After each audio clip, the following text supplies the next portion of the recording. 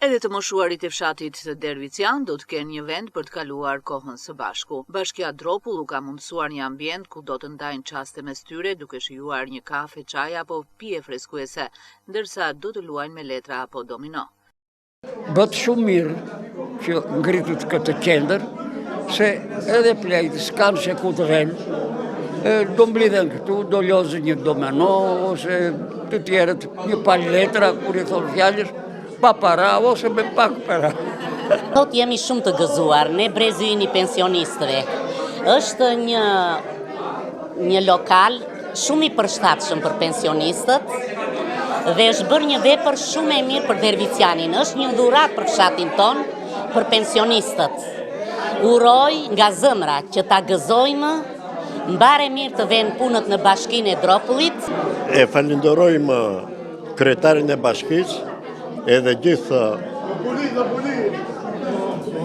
njerëzit që punojnë për neve. Kjo është një nismë e mirë, na duhet një diçka e tillë që neve pleqt, mbase edhe akoma më të rinjtë do të vinë këtu të kalojnë kohën e lirë. Është ambient i bukur, ambient që me të gjitha çfarë duhet të moshuarve për të kaluar kohën e lirë. Kryetari i bashkisë, Dimitër Toli, shprehet se puna në këtë drejtim do të vijojë me ngritjen e dy të tjerave. Bashkia Dropull ka marrë një iniciativë për të hapur një qendër për të moshuar, që dhe të moshuarit kohën e tyre të kenë një vend për ta kaluar kur dalin këtu në qendër të fshatit ose nga fshatrat e tjera që vinë me linjat e autobusave çdo ditë. Kjo nismë do vazhdoj edhe në Dropull të sipër, edhe në Pogon. Domethënë projekti i bashkisë është për të bërë 3 qendra për të moshuar. Është mbar për të gjithë pensionistët, për të gjithë ata që duan ta vizitojnë, janë të mirëpritur të gjithë, edhe vazhdojmë me nismat e tjera që kemi. Projekti jonë është që të bëjmë dhe në Vrisera dhe në Pogon në Poliçan. Presim mbështetjen e qeverisë për të funksionuar edhe ditë të tjera që kemi ndërmend të vazhdojmë.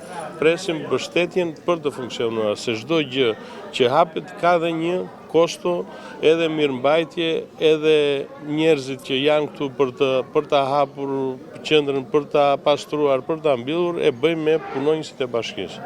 Në ceremoninë e çeljes mori pjesë edhe drejtoresha e Shërbimit Social Shtetëror për rajonin Gjirokastër, Magdalena Margariti, e cila ndërsa vlerësoi për kushtimin e Bashkisë Dropull për çeljen e kësaj qendre, u shpreh se ky shërbim merret në të gjitha bashkitë e qarkut.